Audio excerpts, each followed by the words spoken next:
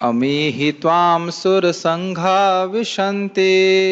अमीहि त्वां सुरसङ्गा विशन्ति। केचिद्भीता प्राञ्जलयो गृह्णन्ति।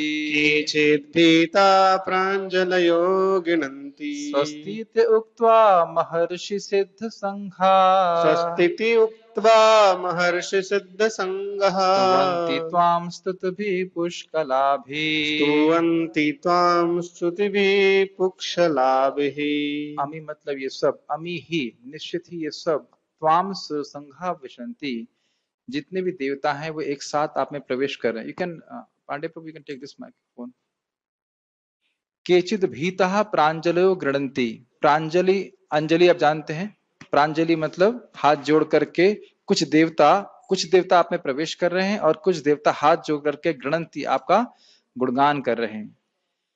किस प्रकार, और कह रहे उसके बाद कह रहे हैं स्वस्तित उक्त्वा महर्षि सिद्ध संगा, जो महर्षि हैं और सिद्ध हैं उनका संग, उनके वो साथ इकट्ठे होकर के स्वस्ति वाचन कर रहे हैं। स्तुवंती त्वाम स्तुतिभी, स्तुतियों के द्वारा आपकी वह स्तुति कर रहे हैं। पुष्कलाभि, पुष्कलाभि को प्रभुपाद ने अनुवाद किया है वैदिक स्त्रोतों से आपकी स्तुति कर रहे हैं। इस प्रकार से अर्जुन देख रहे हैं देवों का सारा समूह आपकी शरण ले रहा है और आप में प्रवेश कर रहा है। उनमें से कुछ अत्यंत भयभीत होकर हाथ जोड़े आपकी प्रार्थना कर रहे हैं। महर्षियों तथा सिद्धों के समूह कल्याण हो कहकर वैदिक स्त्रोतों का पाठ करते हुए आपकी स्तुति कर रहे हैं। स्तुति, स्वस्ति वाचन का अर्थ आप समझते हैं। स्वस्ति वाचन मतलब मंगल वाचन। शब्दों में शक्ति होती है कि उस स्थान को पवित्र करते हैं। तो प्रायः किसी भी कार्य को करने से पहले स्वस्ति वाचन होता था। तो इसी प्रकार से यहाँ पे कल्याण हो, इस प्रकार से वैदिक स्तुतियों को बोल करके वह कह रहे हैं। गीता भूषण टीका, ये देवताओं का समूह आपका आश्रय ले रहे हैं। कुछ देवता भयभीत होने के कारण कुछ दूरी पर स्थित होकर हाथ जोड़कर आपसे प्रार्थना कर रहे हैं कि पाही पाही प्रभु, अर्थात हे स्वामी हमारी रक्षा कीजिए। एक अद्भुत थोड़ा विनोद की बात थी। मैं इंडोनेशिया गया था तो वहां पे प्रायः किसी भी मतलब कार्यक्रम से पहले वो बोलते ओम स्वस्ति अस्तु, ओम स्वस्ति अस्तु, ओम स्वस्ति हो, हे भगवान स्वस्ति हो। लेकिन उनको यह पता नहीं इसका अर्थ क्या है। मैंने पूछा उनसे कि स्वस्ति का अर्थ क्या होता है, तो उनमें से किसी को पता नहीं था। वहां के प्रिंसिपल को भी पता नहीं था कि स्वस्ति का अर्थ क्या होता है। और स्वस्ति अगर मालूम भी हो तो स्वस्ति होती क्या है, और ओम का अर्थ क्या है सब नहीं जानते हो। स्वस्ति भगवान के नाम से होती है। महर्षि और सिद्धगण महान संकट को देखकर आपका गुणगान इस प्रकार कर रहे हैं कि विश्वस्य स्वस्ति अस्तु, अर्थात विश्व का कल्याण हो। तो यही बात प्रभुपाद जी अपने अनुवाद में रखे। तात्पर्य, समस्त लोगों के देवता विश्व रूप की भयानकता तथा प्रदीप्त तेज से इतने भयभीत थे कि वे रक्षा के लिए प्रार्थना करने लगे। तो और शरण कोई और नहीं है, भगवान ही है। तो भगवान से प्रार्थना कर रहे हैं कि भगवान आप, इंग्लिश में कहेंगे पैसिफाई, हिंदी में क्या कहेंगे उसको, मतलब शांत हो जाए। हाँ, शांत हो जाएं और हमारी रक्षा कीजिए। इस प्रकार से 22वां, रुद्रादित्या वसवो ये च साध्या, रुद्रादित्या वशवो ये च साध्या, विश्वेश्विनौ मरुतचोष्मपाश्च, विश्वेश्विनो मरुतश्चोष्मपाश्च, गन्धर्वयक्षासुरसिद्धसङ्घा, गन्धर्वयक्षासुरसिद्धसङ्घा, वीक्षन्ते त्वां विस्मिताश्चैव सर्वे। वीक्षन्ते त्वां विस्मिताश्चैव सर्वे। तो कह रहे हैं रुद्र बड़ा स्पष्ट है, 11 रुद्र होते हैं। आदित्य मतलब अदिति के पुत्र, वसवो अर्थात वसुगण, ये च साध्या मतलब सिद्धगण, विश्वेश्विनौ विश्व देवता, अश्विनौ मतलब अश्विनी कुमार। अश्विनौ इसलिए बोला है क्योंकि 2 अश्विनी कुमार हैं, दो वचन का उपयोग कर रहे हैं। मरुतश्च, मरुतश्च मतलब मरुतगण। अब ये अच्छा शब्द है। उष्मपाश्च, उष्मा का अर्थ क्या होता है, भाप। प मतलब पीने वाले, भाप को पीने वाले। तो टीका में लिखा है इसे पितृगण कहते हैं। तो पितृगण भाप पीते हैं, ऐसा है। हर एक का खाना अलग अलग प्रकार से है। जैसे यहाँ पे जल दिया जाता है तो उन्हें भोजन के रूप में प्राप्त होता है, तो इसलिए यहाँ पे पितृगणों को बोला जा रहा है उष्मपा, मतलब जो भाप पीने वाले हैं। बस ये टीका करी गई है। गंधर्व यक्षासुर सिद्ध संगा, गंधर्व यक्ष असुर और सिद्ध एक साथ वीक्षन्ते, वीक्षन्ते मतलब आपको देख रहे हैं, त्वाम विस्मिताश्चैव सर्वे और विस्मित हो रहे हैं। तो अब यहाँ पे स्पष्ट है ना कि जो भगवान का विश्व रूप है वह वहां पे उपस्थित देवताओं ने, यक्षों ने, रुद्रों ने देखा था और वह युद्ध देखने के लिए आए थे। ये बात स्पष्ट हो गया, तो इसी श्लोक से समझना चाहिए। शिव के विविध रूप आदित्य गण, वसु, साध्य, विश्वदेव, दोनों अश्विनी कुमार, मरुदगण, पितृगण, गंधर्व, यक्ष, असुर तथा सिद्धदेव सभी आपको आश्चर्यपूर्वक देख रहे हैं। गीता भूषण टीका। श्लोक का अर्थ स्पष्ट है, सब लोग देख रहे हैं। उष्म पाक का अर्थ है पितृगण जो भाप पीते हैं। तो ये नई चीज हमने सीखी। श्रुति कहती है उष्म भागा ही पितरः, पितृगण भाप ग्रहण करते हैं। देखिए इसीलिए इसमें शुष्क लॉजिक का कोई स्थान नहीं है कि कोई कहे कि तुम्हारा टिफिन हम यहाँ लगा दें तो ट्रेन में मिल जाएगा क्या। कुछ लोग कहते हैं पितरों को तुम जल दे रहे हो, उन्हें कहाँ मिल रहा है, कैसे देख सकते हो, वो तो चले गए, कहाँ होंगे पता नहीं। लेकिन महाराज उदाहरण दे रहे थे कि देखिए यहाँ पे आप अगर बुक करते हैं अपना लंच, टिकट में हो रहता है ना राजधानी इत्यादि में, आप बुक कीजिए तो आपको वहां मिल जाता है। अब आप कौन से स्टेशन पे हम वो जानते नहीं, लेकिन वहां के जो पेंट्री कार वाले वो जानते हैं और वो आपकी व्यवस्था कर देते हैं। तो जब इस जगत में लोग इस प्रकार की व्यवस्था कर सकते हैं तो देवताओं के द्वारा क्यों नहीं की जा सकती। तो यहाँ पे जो जल अर्पित करते हैं श्राद्ध इत्यादि में तो वह पितरों को मिलता है। ठीक है, इसमें कोई खास टीका नहीं, प्रभुपाद ने तात्पर्य भी नहीं दिया, थोड़ी बहुत टीका है तो उसको नहीं लिया जाता। आगे देखिए, बोलिए मेरे पीछे। रूपम महते बहुवक्त्र नेत्रम, रूपं महत्ते बहुवक्त्र नेत्रम् महाबाहो बहुबाहुरुपादम, महाबाहो बहुबाहुरुपादम् बहुदरम बहुदंष्ट्राकरालम, बहुदरं बहुदंष्ट्राकरालम् दृष्ट्वा लोकः प्रविथितास्तथाहम्, दृष्ट्वा लोकः प्रवयाति तस्तथा। रूपम महत्ते, महत ते महत रूपम, आपके महान रूप को, जिसमें बहुवक्त्र नेत्रम, जिसमें बहुत सारे नेत्र हैं, बहुत सारे वक्त्र मतलब बहुत सारे मुख हैं, महाबाहु मतलब हे महाबाहु, उसमें बहुत सारे, बहुबाहु रूपादम बहुत सारे बाहु हैं, और पाद है मतलब उरु मतलब जांगे हैं, और पाद मतलब पांव हैं। बहु उदरम मतलब बहुत सारे पेट हैं, बहुदंष्ट्रा करालम मतलब बहुत भयानक भयानक दांत हैं, दृष्टवा लोकः इसको देख करके लोग, प्रवृत्त था मतलब बहुत व्यथित हो रहे हैं, परेशान हो रहे हैं, तथा अहम और मैं भी हो रहा हूं। ठीक है, हे महाबाहु, आपके इस अनेक मुख, नेत्र, बाहु, जांघ, पांव, पेट तथा भयानक दांतों वाले विराट रूप को देखकर देवतागण सहित सभी लोग अत्यंत विचलित हैं, और उन्हीं की तरह मैं भी हूं। गीता भूषण टीका। तीनों लोग किस प्रकार भगवान के विश्व रूप को देखकर व्यथित हो रहे हैं, इसको इस श्लोक से उपसंहार कर रहे हैं। उपसंहार कर रहे हैं मतलब अब पूर्ण कर रहे हैं, समाप्त कर रहे हैं। यह रूप बहुत भयानक था और इसके बहुत सारे दांत थे।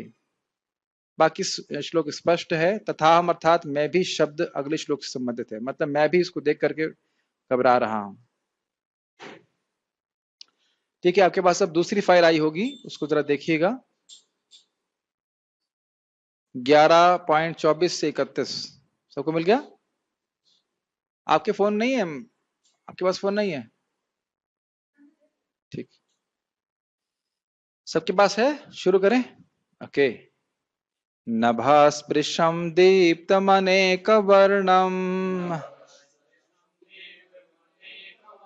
व्यत्ताननं दीप्तविशालनेत्रम् वित्ताननं दीप्तविशालनेत्रम् दृष्ट्वा हि त्वां प्रवितथान्तरात्मा दृष्ट्वा हि त्वां प्रवथिन्तरात्मा धृतिं न विन्दामि शमं च विष्णो। हितं न विन्दामि समं च विष्णु। नभस्पृशम मतलब नभ मतलब क्या होता है?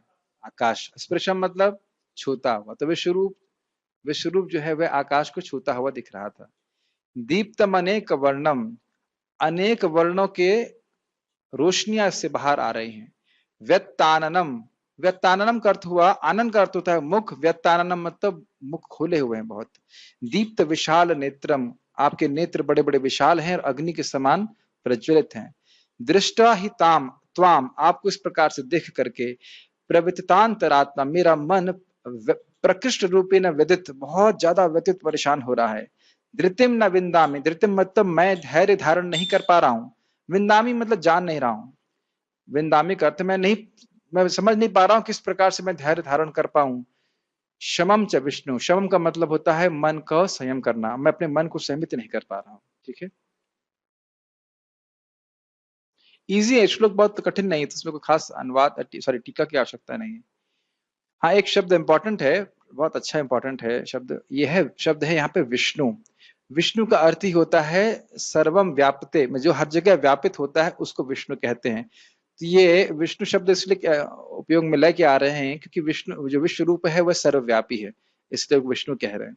इसलिए प्रभुपाद जी अनुवाद में लिख रहे हैं इसको, हे सर्वव्यापी विष्णु, नाना ज्योतिर्मय रंगों से युक्त, आपको आकाश का स्पर्श करते, मुख फैलाए तथा बड़ी बड़ी चमकती आंखें निकालते देखकर भय से मेरा मन विचलित है।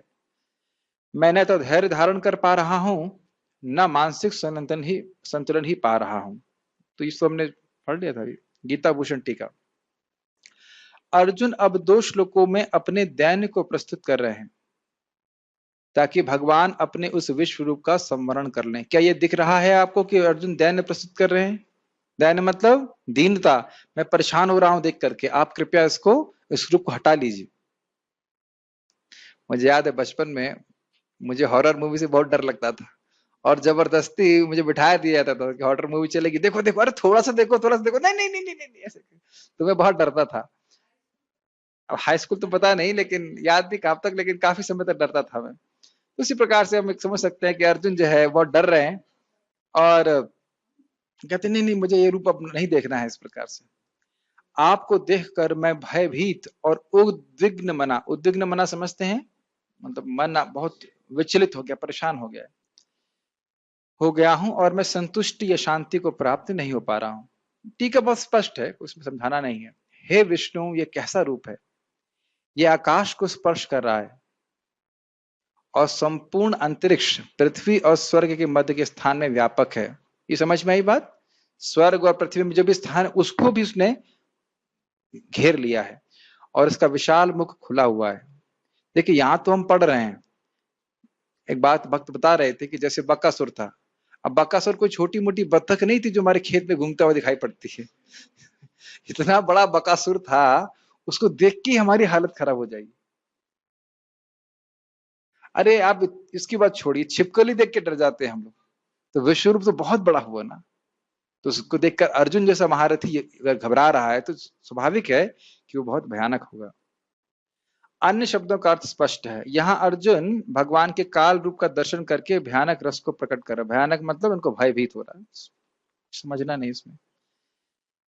ठीक है, आगे बढ़ते हैं, मेरे पीछे बोलिए। दंष्ट्रा करालानि च ते मुखानि, दंष्ट्राकरालानि च ते मुखानि, दृष्ट्वैव कालानलसन्निभानि, दृष्ट्वैव कालानसन्निभानि, दिशो न जाने न लभे च शर्मा, दिशो न जाने न लभे च शर्मा, प्रसीद देवेश जगन्निवास, प्रसीद देवेश जगन्निवास। दंष्टा करालानि, आपके बहुत ही भयानक भयानक दांतों को देख करके, चते मुखानी, और आपके भयानक मुख को देख करके, दृष्टवैव मैं देख रहा हूं, कालनल काला अनल सन्निभानी, जो प्रलयकालीन अनल के समान हैं, उस प्रकार से दिशु न जाने, मैं दिशा नहीं समझ रहा हूं कि दिशा कहाँ है। क्या कभी आप लोगों के संग ऐसा हुआ है कि आपको समझ में ना आया हो कि कौन सी दिशा में जाना है, उत्तर दिशा कहाँ है?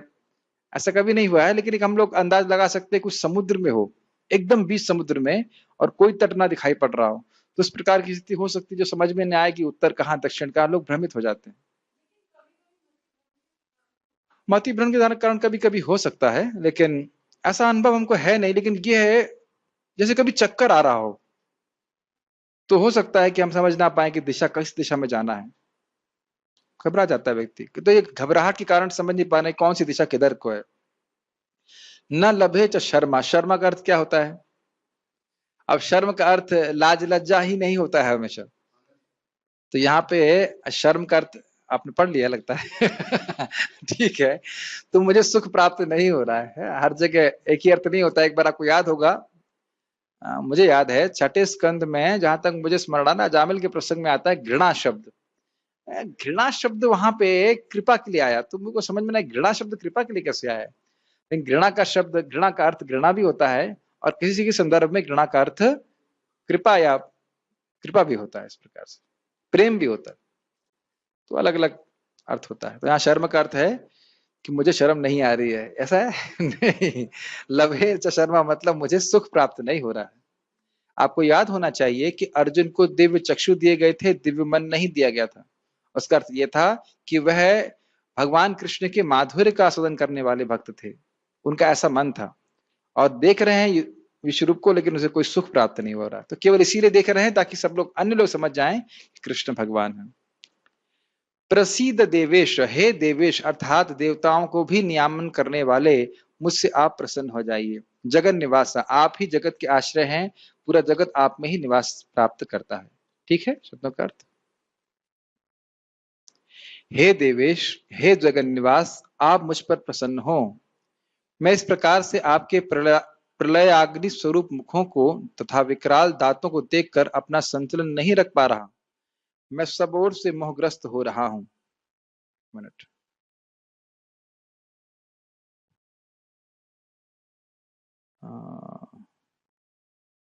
कहाँ थे? गीता भूषण टीका। आपके भयानक दांत और मुख देखकर जो प्रलयकालीन अग्नि के समान है।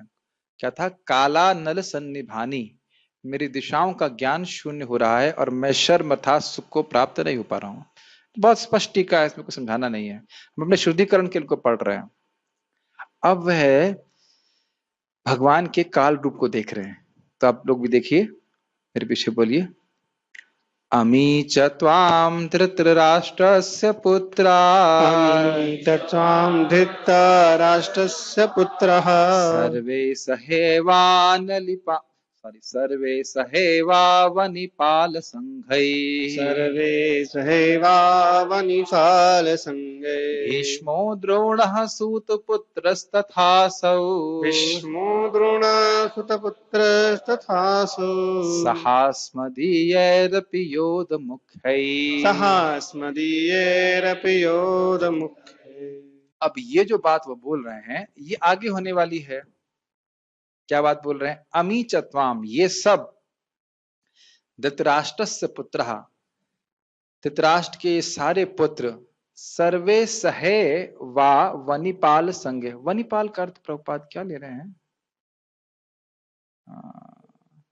अवनिपाल, वीर राजाओं के साथ। ठीक है, तो प्रभुपाद इस प्रकार से कह रहे हैं कि धृतराष्ट्र के पुत्र और उनके साथ में जितने भी राजा थे, वह पूरा समूह, भीष्म द्रोण सूत पुत्र तथा असौ, भीष्मदेव, द्रोणाचार्य, सूत पुत्र अर्थात कर्ण, और असौ, असौ मतलब ये अन्य लोग भी, अर्थात मेरे सेना के समूह के लोग भी, सहास्मदीय रपियोध मुख्य, जो मुख्य अन्य योद्धा हैं, अस्मदीय मतलब हमारे भी, सारे के सारे लोग आप में प्रवेश करते हुए दिख रहे हैं। प्रवेश करते हुए दिख रहे हैं, आगे देखेंगे।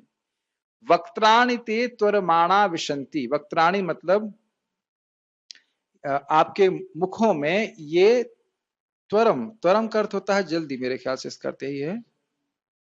कहाँ लिखा हुआ है? हाँ, त्वरमाणा, त्वरित शब्द सुना है आपने?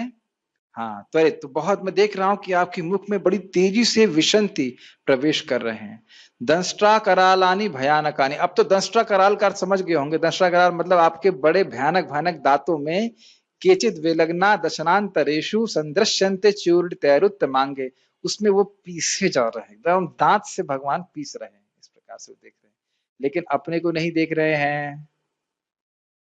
ये बात अभी भगवान आगे पुष्ट करने वाले हैं कि हाँ, मैं सबको खा जाऊंगा, तुमको और कुछ लोगों को छोड़कर, पांडवों को छोड़कर। ठीक है, इसलिए जब वो घटना होती है ना, जब अश्वत्थामा कृपाचार्य और एक और था ना, क्या नाम था उसका, कृतवर्मा। तीनों ने जब पांडवों के सेना का एक अक्षौहिणी सेना बच गई थी, तो उसको तीनों ने अकेले ही नाश कर दिया था। तो समझना चाहिए वो कैसे नाश हुआ, भगवान के, हाँ भगवान के ही वह एक निमित्त मात्र बने थे। जैसे अब अर्जुन को निमित्त बना करके अन्य शत्रु पक्ष का विध्वंस कराया, ऐसे ही उनको निमित्त बना करके पांडवों की सेना को ध्वंस करा दिया। धृतराष्ट्र के सारे पुत्र अपने समस्त सहायक राजाओं सहित तथा भीष्म, द्रोण, कर्ण एवं हमारे प्रमुख योद्धा भी आपके विकराल मुख में प्रवेश कर रहे हैं।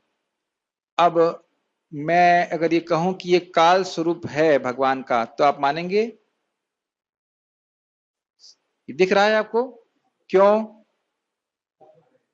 सब लोग खा रहे हैं, सबको खा रहे हैं इसलिए नहीं, ये सबको मार रहे हैं नहीं, काल के प्रभाव सब लोग उस भगवान में प्रवेश कर रहे हैं नहीं, ये घटना भविष्य की है, ये अभी नहीं हो रही है, ये भविष्य वाली घटना भगवान दिखा रहे हैं कि सारे मारे जाएंगे। काल के रूप में तो मार ही रहे हैं, वो बात सत्य है, लेकिन भविष्य की बात दिखा रहे हैं। समझ में आ रहा है? यस। उनमें से कुछ के शिरों को तो मैं आपके दांतों के बीच चूर्णित हुआ देख रहा हूं। कभी देखा है आपने किसी के देखना भी नहीं चाहते, लेकिन बड़ा भयानक होगा ना किसी को। एक बार मैंने देखा था, बिल्ली एक चूहे को खा रही थी, वही देख के बिल्कुल, हाँ अपने डिवोटी किचन के सामने ही सही, उसने महाप्रसादी गोविंद ने बोला और चालू हो गई। लेकिन बड़ा डरावना, उसे खा भी नहीं रही थी, खाली मुंह पकड़ी हुई थी, लेके भाग रही थी। तो इस प्रकार से बड़ा भयानक लगता है।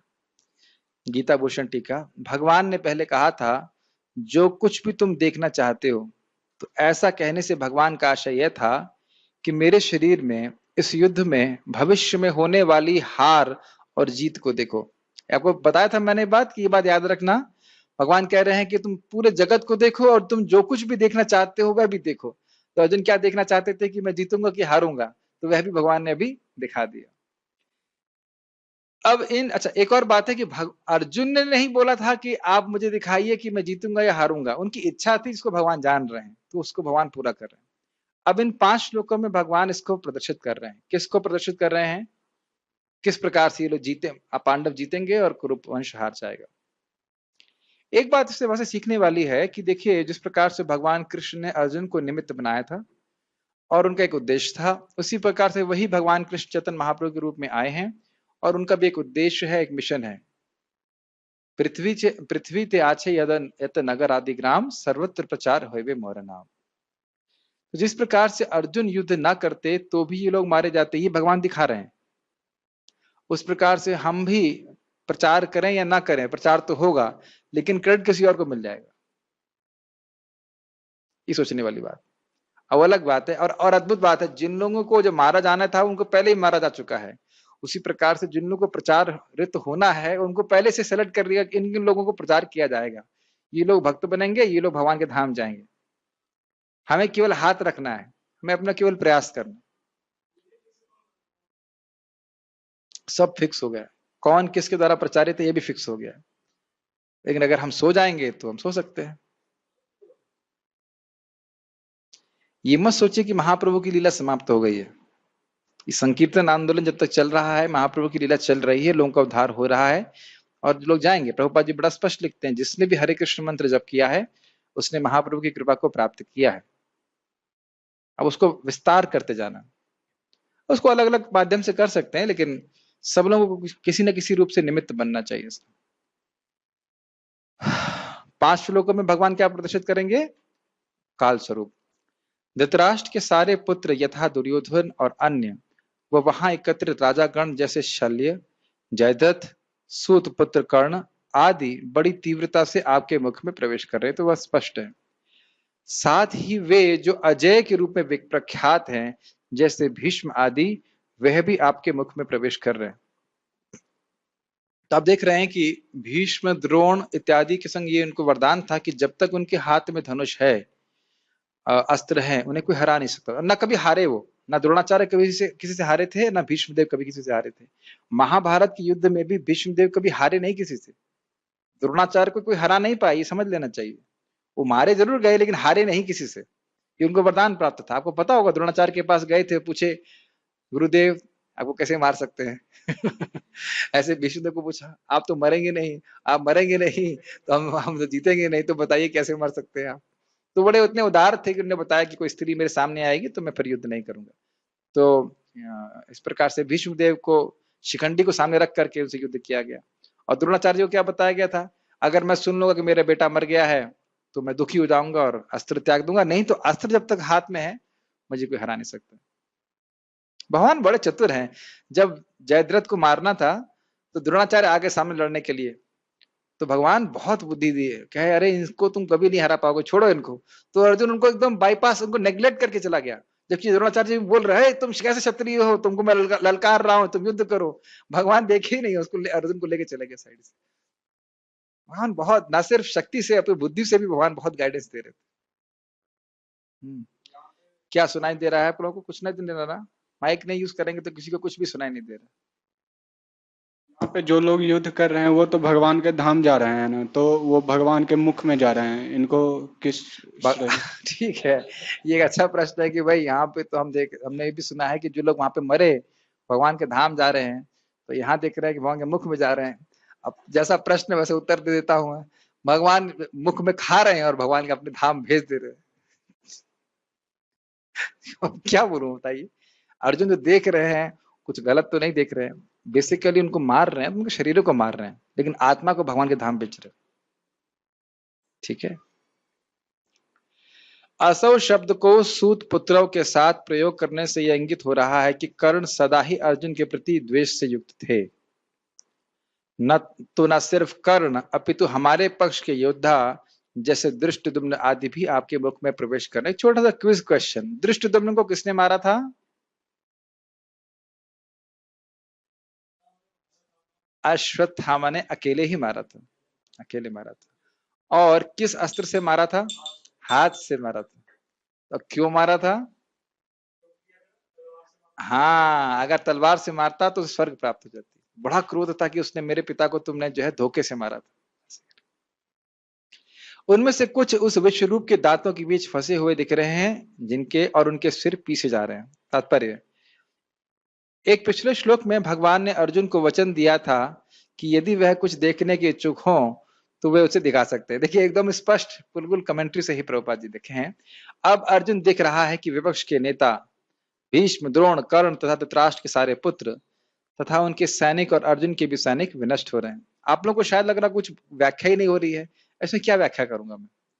कोई व्याख्या की आवश्यकता है नहीं, चलने दीजिए। अब व्याख्या वाले श्लोक आने वाले हैं अराउंड 33, 34, 35 के अराउंड। ठीक है, हम लोग पढ़ रहे हैं इसको सभी। यह इसका संकेत है कि कुरुक्षेत्र में एकत्र समस्त व्यक्तियों की मृत्यु के बाद अर्जुन विजयी होगा। यहाँ यह भी उल्लेख है कि भीष्म भी, जिन्हें अजय माना जाता है, ध्वस्त हो जाएंगे। वही गति कर्ण की होनी है। न केवल विपक्ष के भीष्म जैसे महान योद्धा भी नष्ट हो जाएंगे, अपितु अर्जुन के पक्ष वाले कुछ महान योद्धा भी नष्ट होंगे। एकदम प्रपात ने वही बात बोली है। हाँ, ये बहुत इंटरेस्टिंग है। 28 और 29 श्लोक बड़ा ध्यानपूर्वक देखिए। मेरे पीछे बोलिए, किसके पास माइक है जो भी बोलना चाहते हैं? पीताम्बर प्रभु माइक लीजिए, या जो भी बोली। हाँ, यथा नदीनां बहवो अम्बुवेगा, यथा नदीनां बहवोऽम्बुवेगा समुद्रमेवाभिमुखा द्रवन्ति, समुद्रमेवाभिमुखा द्रवन्ति, तथा तवामि नरलोकवीरा, तथा तवामि नरलोकवीरा विशन्ति वक्त्राण्यभिविज्वलन्ति, विशन्ति वक्त्राण्यभिविज्वलन्ति।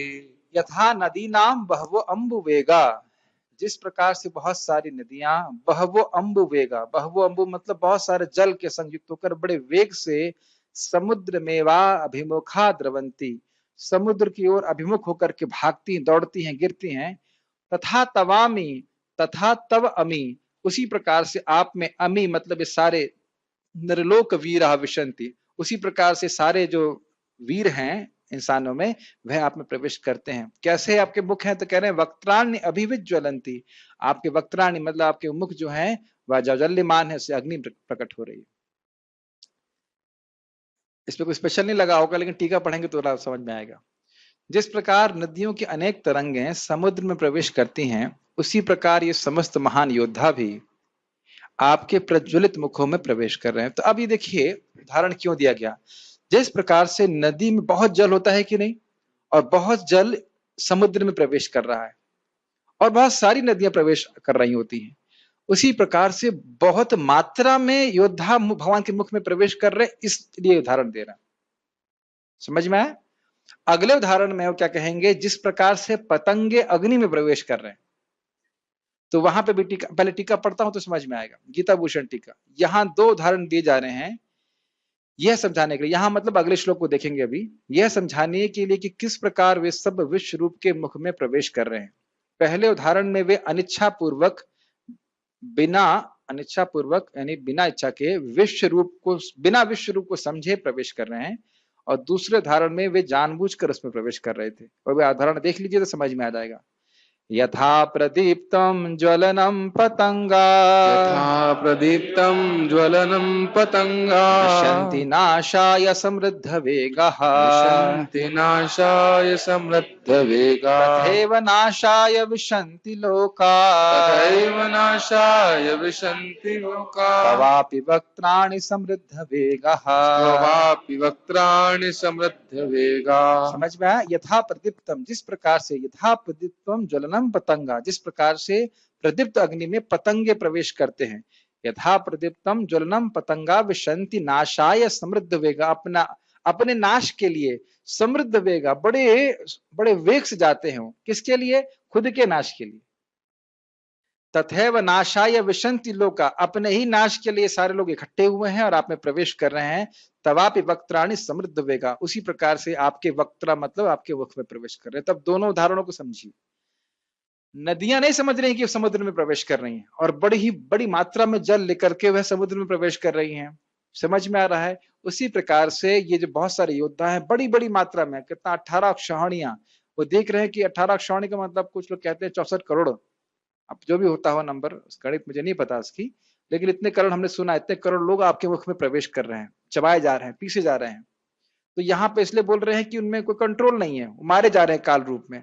और यहाँ इस वाले श्लोक में बोल रहे हैं प्रदीप्तम ज्वलनम पतंगा, जैसे पतंग अग्नि को देख के आकर्षित होते हैं और अपना ही नाश के लिए उसमें प्रवेश कर जाते हैं, उसी प्रकार से ये सब लोग जानबूझ के इकट्ठे हुए हैं युद्ध करने की लालसा से, और ये सब मरेंगे। तो इसलिए दो उदाहरण दे रहा है। समझ में आ रहा उदाहरण? नहीं?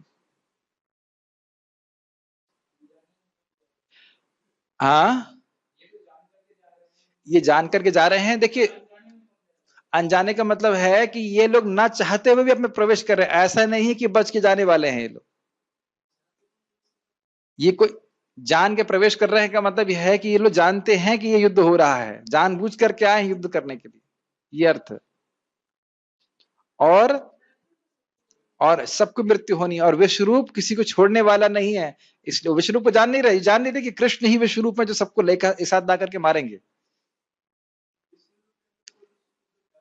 कुछ लोग नहीं, सब जा रहे हैं, सब जा रहे हैं। तो जिस प्रकार से बड़ी मात्रा में नदी जाती है समुद्र में, उसी प्रकार से सब प्रवेश कर रहे हैं। वो जान नहीं रहे हैं कि ये विश्वरूप है, भगवान विश्वरूप है, भगवान ही सबको व्यवस्था कर रहे हैं युद्ध की, सबको मारने के लिए इकट्ठा किया ना, वो समझ नहीं पा रहे। हाँ, भीष्म देख रहे थे, फिर क्यों नहीं भागे वहां से? भाग लेना चाहिए था वहां से। क्षत्रिय लोग ऐसे नहीं जाते। अरे आप भी तो अभी युद्ध में जाने वाले थे ना। है कि नहीं? मैंने सुना था आपकी इच्छा थी वहां जाए, लद्दाख में जाके गोली चलाए। ऐसा नहीं था? अच्छा, चलिए ठीक है, कोई बात नहीं, सुना मैंने इस प्रकार। लेकिन कभी कभी लोग जानबूझ करके युद्ध के लिए जाते हैं, क्षत्रियों का स्वभाव उस प्रकार से। मैं समस्त लोगों को पूर्ण वेग से आपके मुख में उसी प्रकार प्रविष्ट होते देख रहा हूं, जिस प्रकार पतंगे अपने विनाश के लिए प्रज्वलित अग्नि में कूद पड़ते हैं। कोई टीका नहीं है, टीका में बस इतना लिखा है, ज्वलनम का अर्थ है अग्नि। आज हम पूर्ण करने का प्रयास करेंगे, 2 श्लोक और देखेंगे। बहुत बड़ी टीका थी ना। ज्यादा खुश मत हो, अभी आने वाली कमेंट्रीज वो थोड़ी कठिन है। अभी अब थोड़ी थोड़ी शुरुआत, अभी तक तो आसान ही है। लेलीहसे ग्रसमानः समन्तात् लेलीहसे ग्रसमानः समन्तात् लोकान् समग्रान् वदनैर्ज्वलद्भिः लोकान् समग्रान् वदनैर्ज्वलत् तेजोभिरापूर्य जगत् समग्रम् तेजोभिरापूर्य जगत् समग्रम् भासस्तवोग्रा प्रतपन्ति विष्णु। भासस्तवेग्रा विष्णु। लेलीहसे मतलब अपनी जीभ से आप चाट रहे हैं। ग्रसमाना मतलब निगलते हुए। समन्ता समस्त दिशाओं में, लोकान समग्रान वदनैर ज्वलत भी, आपके मुखों से सभी दिशाओं में अग्नि, हाँ अग्नि, सभी दिशाएं जल रही हैं आपके मुखों से निकलने वाली अग्नि से। तेजो पूर्य जगत समग्र, पूरा जगत, पूरा समग्र जगत आपके तेज से व्याप्त है। भासस्तवोग्रा प्रतपंत विष्णु, आपकी जो कांति है, उग्र कांति है, वह जगत को जला रही है। हे विष्णु, हे सर्वव्यापी भगवान, हे विष्णु, मैं देखता हूं कि आप अपने प्रज्वलित मुखों से सभी दिशाओं के लोगों को निगल रहे हैं। आप सारे ब्रह्मांड को अपने तेज से आपूरित करके अपनी विकराल झुलसाती किरणों सहित प्रकट हो रहे हैं। गीताभूषण टीका। यह वर्णन करके कि किस प्रकार योद्धागण विश्व रूप के मुख में प्रवेश कर रहे हैं, अर्जुन अब उस रूप से निकलने वाली ज्योति का वर्णन कर रहे हैं और यह वर्णित करते हैं कि किस प्रकार यह सर्वत्र व्याप्त हो रही है। हम लोग को समझाना नहीं है, आप अपने जज्वल्यमान मुखों से सभी दिशाओं से उन सभी को लील रहे हैं जो बड़े वेग से आप में प्रवेश कर रहे हैं, और बारंबार आप अपने रक्त रंजित होठों को क्रोध में चाट रहे हैं। भगवान का बड़ा भयानक वर्णन आ रहा है। ठीक है, आपसे निकलने वाली दीप्ति पूरे ब्रह्मांड को भर रही है और असह तेज से पूरित कर रही है। हे विष्णु, आप संपूर्ण विश्व में व्याप्त हैं, आपसे पलायन कर पाना संभव नहीं है। बहुत अच्छी बात। इस बात पे हमारे दीन बंधु कहते हैं, हम कोई पाप करते हैं, हम सोचते हैं कोई नहीं देख रहा है, लेकिन हृदय में अंदर कैमरामैन फोटो खींच लेता, टिक टिक फोटो खींच ली, रिकॉर्डिंग हमेशा होती रहती है। तो कहे कि भगवान से मैं बच जाऊंगा या वह नहीं देखेंगे, ऐसा नहीं हो सकता। एक भक्त ने प्रश्न किया, प्रभु जी जब भगवान हृदय में हैं और सब देख ही रहे हैं, तो अन्य 14 लोगों को क्यों लगा रखा है? आप जानते हैं 14 विटनेस होते हैं, हम कोई भी कार्य करते हैं। भगवान हृदय में है तो 14 विटनेस लगाने की क्या जरूरत है? मैंने कहा क्या बोल सकते हैं, भगवान की व्यवस्था है, भगवान चाह रहे देवता लोग भी काम करें कुछ। या कोई कहे कि अरे नहीं परमात्मा गलत बोल रहा है, तो भगवान कहने देखो 14 गवाह और भी हैं शायद इसकी वजह से। जो भी कारण हो, ऐसे ऐसे प्रश्नों का कोई उत्तर देने का कोई क्या कहा जाए, ऐसे उत्तर क्या बोलेंगे, क्या उत्तर देंगे बताइए। लेकिन भगवान विष्णु के रूप में। लेकिन एक और बात महत्वपूर्ण है कि आप अगर भगवान की सेवा कर रहे हो तो भगवान और आपके बीच में कोई इंफॉर्मेशन गैप नहीं है। किस उद्देश्य से, किस भाव से हम सेवा कर रहे हैं, भगवान को पता रहता है। ठीक है, आखिरी श्लोक आप लोगों की प्रसन्नता के लिए। आख्याहि मे को भवान उग्र रूपो, आख्याहि मे को भवान उग्र रूपो, नमस्तुते देववर प्रसीद, नमोस्तुते देव प्रसीद। विज्ञातुमिच्छामि भवन्तमाद्यम्, विज्ञातुमिच्छामि भवन्तमाद्यम्, न हि प्रजानामि तव प्रवृत्तिम्, न हि प्रजानामि तम्। आख्या ही में, हे भगवान आप मुझे आख्या, आख्या मतलब बताइए। आख्या शब्द वैसे संस्कृत में तो है ही, आख्या शब्द भारत की सरकार में भी चलता है। ये जो लोग पटवारी लोग रिपोर्ट लिखते हैं उसमें उसको आख्या कहते हैं, हम लोग आख्या लिखेंगे। आख्या मतलब रिपोर्ट होता है। आप मुझे बताइए, विवरण दीजिए। आख्या ही में को भवान उग्र रूप, आपका युग रूप क्या है? नमस्तुते देववर प्रसिद्ध, आपको नमस्कार हो। देववर मतलब देवता में सर्वश्रेष्ठ, प्रसिद्ध अर्थात आप मुझसे प्रसन्न होइए। विज्ञातम इच्छा में, मैं जानना चाहता हूँ। भवंत माध्यम, आपके बारे में। आद्यम मतलब आदि, आदि है। नहीं प्रजानामि तव प्रवृत्तिम, मैं नहीं जान पा रहा हूँ। प्रजानामि मतलब जानामि मतलब जानना, प्रजानामि मतलब मैं ठीक से नहीं जान पा रहा हूँ, अच्छी प्रकार से नहीं जान पा रहा हूँ कि आपकी प्रवृत्ति क्या है, आप क्यों ये सब कर रहे हैं, क्यों लोगों को खा रहे हैं, क्यों इस प्रकार से खून पी रहे हैं, क्या कारण है, ये नहीं समझ पा रहा हूं। तो इसका उत्तर भगवान 32 श्लोक से शुरू करेंगे। जानते हैं आप, कालोस्मी लोकोश इत्यादि। हे देवेश, कृपा करके मुझे बतलाइए कि इतने उग्र रूप में आप कौन हैं। मैं आपको नमस्कार करता हूँ, कृपा करके मुझ पर प्रसन्न हो। आप आदि भगवान हैं, मैं आपको जानना चाहता हूँ क्योंकि मैं नहीं जान पा रहा हूँ कि आपका प्रयोजन क्या है। प्रयोजन मतलब ये सब क्यों आप रूप प्रस्तुत किए हैं, क्यों लोग को मार रहे हैं। गीता भूषण टीका। इस प्रकार काल शक्ति से युक्त भगवान के विश्व रूप का वर्णन करके यद्यपि अर्जुन तत्व को जानते थे, फिर भी इस संबंध में अपने ज्ञान को दृढ़ करने के लिए इस रूप के विषय में जिज्ञासा करते हैं। आपको बताया था मैंने सुबह की क्लास में भी कि साधु का स्वभाव होता है कि वो विषय को जानता है फिर भी वह पूछता है। तो यहाँ पे भी एक तो ये भी कारण है कि वह भयभीत हैं और जानते हैं कि भगवान काल रूप हैं, लेकिन फिर भी इसलिए प्रश्न कर रहे हैं ताकि दृढ़ता के लिए कि समझ भगवान स्वयं ही अपने मुख से बोले कि क्यों इस काल रूप में वे अपने को प्रस्तुत कर रहे हैं। ठीक है। अर्जुन ने श्लोक 4 में भगवान से प्रार्थना की थी कि दर्शयात मानम अव्ययम, अर्थात कृपया आप अपना असीम विश्व रूप दिखलाइए जो सहस्त्र शीर्ष आदि लक्षणों से युक्त हो, मतलब सहस्त्र मुखों वाले लक्षणों से युक्त हो। तो इस प्रकार प्रार्थित होकर, मतलब बीइंग रिक्वेस्टेड, भगवान ने उस रूप को, रूप नहीं होना चाहिए, रूप को दिखाकर पुनः उसके अति घोर संहारक रूप को भी प्रदर्शित किया। मतलब विश्व रूप को तो दिखाया ही, साथ ही काल स्वरूप को भी दिखाया। फिर से एक छोटी सी क्विज, विश्व रूप के 4 कौन कौन से भाग थे जिसको भगवान ने दिखाया? सर्व देवाकार रूप, सहस्र शीर्ष रूप, काल रूप और सर देता तो हो गया ना। सर्व देवाकार रूप, सहस्त्र शीर्ष रूप और काल रूप, और चौथा मुझे भी याद नहीं आ रहा, भूल गया। जो भी है, आप कृपया मुझे बतलाइए कि यह उग्र रूप वाले आप कौन हैं। हे देववर, मैं आपको प्रणाम करता हूं, कृपया करके आप इस उग्र रूप को त्याग दीजिए। तभी आपने कुछ समय पहले पढ़ा था कि दीनता व्यक्त करते हुए वो चाहते हैं कि भगवान उस रूप को संवरित कर लें। मैं आप आदि भगवान को विशेष रूप से जानना चाहता हूं। आपकी प्रवृत्ति अर्थात चेष्टा को मैं समझ नहीं पा रहा हूं। अब अपनी चेष्टा का प्रयोजन बताइए। बहुत बहुत धन्यवाद। कोई प्रश्न है किसी का तो मुझे बताइए। ठीक है, तो यहाँ रुकते हैं। कल हम, भगवान ने चाहा तो कल हम लोग भगवान के उत्तर को सीखेंगे। श्रीमद् भगवद गीता की जय।